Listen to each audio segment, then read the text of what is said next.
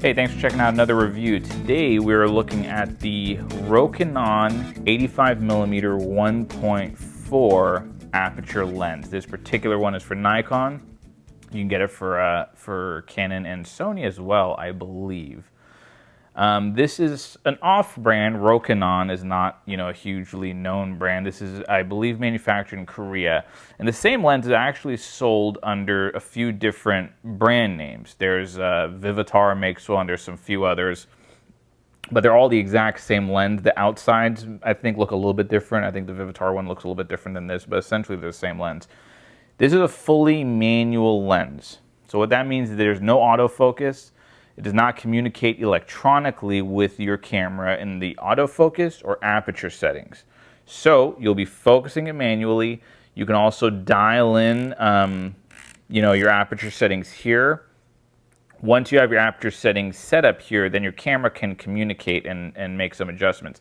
This particular one, there's two different models. One has the electronic sensor, one does not. This one does, and you can see the little buttons right here that communicate with the camera. So what this one has that the non-communicating lens does not is that as you're manually focusing, when you're in focus, your little dot through your viewfinder will come on, just like it does when you hold down your button halfway and then the autofocus kicks in, and then when it locks, the little green light comes on. This will still have the little green dot. So it's a nice focus assist. If you're not used to focusing manually, it's a little bit tricky. So with this one in particular, you'll at least, your camera will be helping you, telling you, okay, manually focus, but I'm gonna let you know when you got it locked in. So that's what this one will do. 85mm is a fantastic focal length for portraits. It's a very popular portrait lens. This is as wide as you'd want to be. Some people will say you want to be more closer to like 135, anywhere in that range, for a really nice portrait lens. Well, that's why this makes a lot of sense on a crop sensor camera. Like I said, this is the Nikon. I've shot with it on the D7000 crop sensor camera, and it's great because with the crop factor of 1.5, this becomes, whatever 85 is plus 40, whatever 2.5. So it actually does get closer to that really nice, ideal portrait focal length. And on the other hand, the 1.4 aperture also makes it a really nice portrait lens because the larger your aperture can be, the more blurred out your background will be. And then that's ideal for portraits. You're really going to like that. It's going to give that kind of creamy look. And even as far as the quality of the bokeh, as they call it, the quality of the blurriness in the background, it's really nice. It's surprisingly nice for how low cost and inexpensive this lens is. It's relatively inexpensive. It's about $300 or so, which if you price out any 85mm 1.4 lenses from the major manufacturers is about probably less than 1/2 of the price of a major one. Of course, you're giving up autofocus and a lot of other auto features and stuff, but picture quality on this is very, very, very good. I'm not going to say it's quite as sharp as like the Nikon 85mm or anything like that from Canon, but it's very sharp. It's really, really a great use lens. One tip that I would give you, even though it goes to 1.4, don't shoot it wide open like that because you're going to lose some of the sharpness. So the more closed down you can make the lens, the sharper your picture is going to get.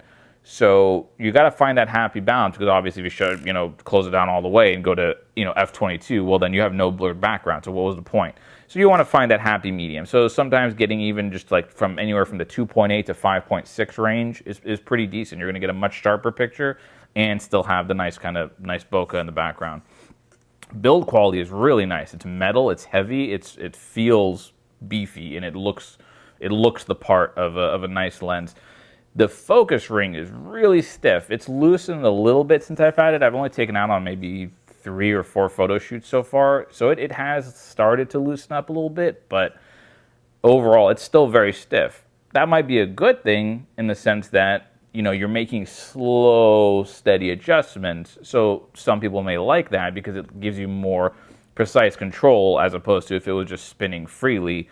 Others, it might be too stiff. You want to be able to do it faster.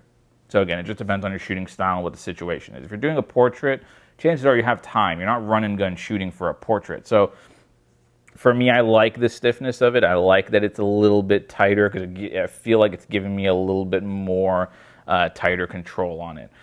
Overall, I've been very, very satisfied with it. Like I said, for the money, because it's very inexpensive for an 85mm 1.4, it's a great lens.